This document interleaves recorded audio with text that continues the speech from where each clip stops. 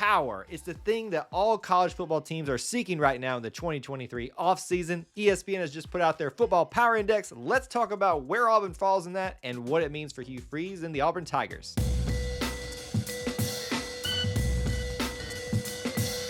War Eagle, and welcome back to the channel. I'm Kyle here at E2C Network, where we share the whole Auburn experience. As you're watching or listening today, be sure to drop a comment down below about this particular topic. It'll help enter you into our ongoing subscriber giveaway for a signed Auburn football prize package. Details are listed in the description link.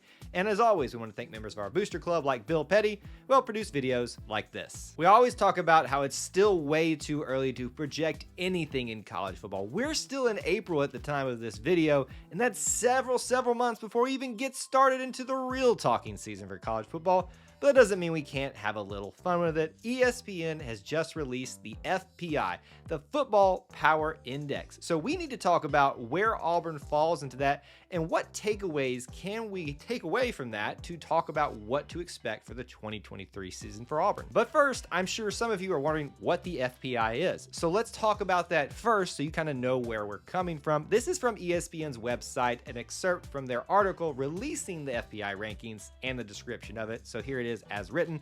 The FPI is our season-long ratings and projection system. In the preseason, it relies on past performance on offense and defense, returning and transfer production, and past recruiting data for players on the roster to form a rating. We then use those ratings to simulate the season 20,000 times, resulting in our projections. In addition, the All-State Playoff Predictor uses those simulations to forecast the playoff committee's selection process based on the committee's past behavior, all of which combined allows us to forecast the team's projected win total, chance to win its conference, reach the college football playoff, and win the national title. So we're going to be going through each of those things and where they find Auburn falling in those categories. Let's start off by taking a wide view of the whole thing. So here listed is the top 25 for the FPI. For Auburn purposes, you're going to find them not listed in the top 25. We'll talk about where they are in just a second, but just for reference, look at who is here in the top 25 and who is at the top. Of course, some very familiar players, especially for Auburn, Alabama and Georgia, and Ohio State, are the projected most likely candidates to go very far in the 2023 season, which should not be any surprise. Now let's shrink that down a little bit further into the SEC scope. We already mentioned Alabama and Georgia on the national stage. Obviously, they're going to be at the top of the SEC, but it also brings into the picture teams like Tennessee and LSU. But where's Auburn? Nationally, you can see they're ranked 39th overall in the FPI, which puts them at 11th in the SEC. So as you expect, not a lot of high expectations from anybody, even this projection, for the Auburn Tigers. Let's continue to shrink down even further our view in the FPI of what it means for Auburn, talking about these individual areas, and we'll start with win and loss percentage. They have us in those simulations projected anywhere from 5.8 to 6.2 wins.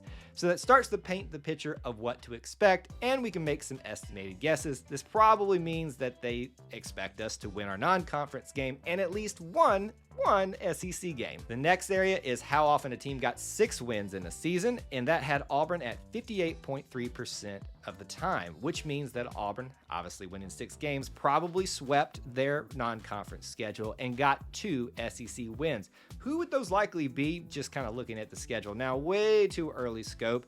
You're probably looking at a Mississippi State, who's pretty low in the FPI as well, or maybe a team like Arkansas. And this is where things start to get really low. How often a team wins the division of their conference for Auburn? That would be the SEC West, arguably the hardest division in college football. They still give Auburn a chance, a minuscule chance, but a chance nonetheless, 0.2%. I literally think that 0.2% is only because we have a favorable home schedule this season with Georgia and Alabama coming to Jordan-Hare. From this point forward, it's pretty bleak for Auburn with 0% in all of these different categories. Even with that small chance of winning the division, none of the projections have us winning the SEC title. 0% for making the playoff, 0% for even making the championship game, and of course 0% for winning the national title. So what do we take away from this as Auburn fans? Obviously it looks a little bit bleak, but there will be some improvement based off of all the simulations probably being bowl eligible, which would be a slight improvement from the year before, but that shouldn't surprise you based on where the program speculatively is at right now. And taking a wider scope back out again, Obviously, it's Alabama and Georgia's world. We're all just living in it. And it only really brings into the picture teams like Tennessee, LSU, maybe an Ole Miss looking on the outside, looking in of the national picture. So there's the FPI outlook nationally, SEC-wise, but more importantly for Auburn. Would love to know your perspectives of this down in the comments section below. Be sure to let me know what you think down there to be entered into that subscriber giveaway. Make sure you also subscribe because that's part of the process too. And we always appreciate you being here at the E2C Network, where we share the whole Auburn experience. War Eagle.